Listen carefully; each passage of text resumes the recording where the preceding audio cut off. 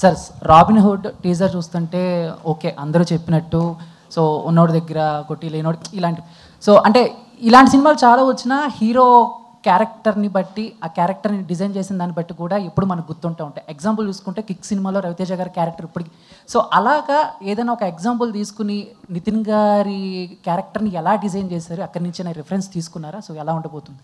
అంటే రిఫరెన్స్ ఏం తీసుకోలేదండి. జనరల్గా అయితే నాకు ఈ క్యారెక్టర్ డిజైన్ చేసుకున్నప్పుడు మోస్ట్ బిగ్గెస్ట్ మ్యానిపులేటర్ అనుకున్నానండి. సో ఈ సినిమా మొత్తంలో కూడా హీరో క్యారెక్టరైజేషన్ బాగా ఎక్కువ మ్యానిపులేషన్ మీద ఉంటుంది అనమాట. సో అదేనండి, మళ్ళీ సేమ్ నేను రాస్తున్నప్పుడు కూడా నాకు వచ్చింది ఏంటంటే ఒక దొంగ కథ, ఉన్నోళ్ళ దగ్గర కొట్టేసి లేని వాళ్ళ దగ్గర ఇస్తాడు అనేది రెగ్యులర్ కథే. సో దీంట్లో ఏం కొత్తగా చేయగలుగుతామని 20 minutes తర్వాత కథ టర్న్ మారిపోతుంది and everything will be interlinked అండి. సార్ నవీన్ గారు, సార్ మైత్రి మూవీస్లో ఇప్పుడు వరకు చాలా బడ్జెట్ మూవీస్ వచ్చినాయి, చాలా పైప్ లైన్లో ఉన్నాయి. మీరు పెట్టే బడ్జెట్లు కానీ అవన్నీ చూస్తుంటే అసలు రాత్రిపూట నిద్ర పడుతుంది ఒక్కోసారి.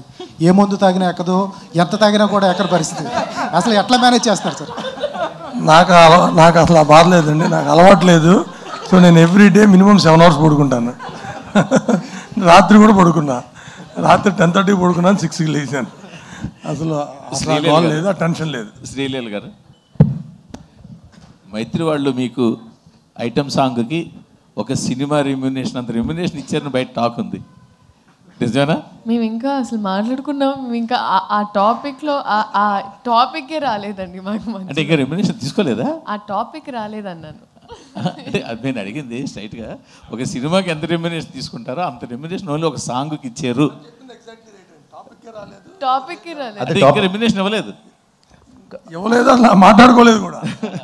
అదే టాపిక్ రాలేదు. నా డౌట్ ఏంటంటే ఇప్పుడు నీ మైండ్లో ఇక్కడ ఉంటుంది, వాళ్ళ మైండ్లో ఇక్కడ ఉంటుంది, అప్పుడు ఏంటి? అది ఆ క్వశ్చన్ కూడా చెప్పండి. అదే కదా, ఆ క్వశ్చన్ కూడా ఆన్సర్ చెప్పండి. నితిన్ గారు అడిగారు, వాళ్ళ మీ మైండ్లో అక్కడ ఉంటుంది, వాళ్ళ మైండ్లో ఇక్కడ ఉంటుంది.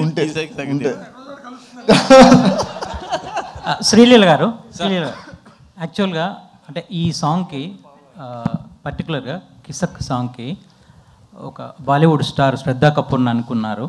బట్ అనుకొని ఏమైందో తెలియదు. బట్ మీ దగ్గరికి వచ్చినప్పుడు ఇది మీరు ఒక ఛాలెంజింగ్గా ఫీల్ అయ్యారా లేదా ఒక బాధ్యతగా ఫీల్ అయ్యారా ఈ సాంగ్? బేసిక్గా అంటే నాకు ముందేమైందో తర్వాత ఏమైందో తెలియదండి. ఏ విషయంలో అయినా నా దగ్గరకు వచ్చిన తర్వాత అది నేను ఏదైనా, ఇప్పుడు రాబిన్ హుడ్ సినిమా అయినా నేను ఒక బాధ్యతలా తీసుకున్నా, పాట అయినా నేను ఒక బాధ్యతలా తీసుకున్నానండి. శ్రీలీల గారు హియర్.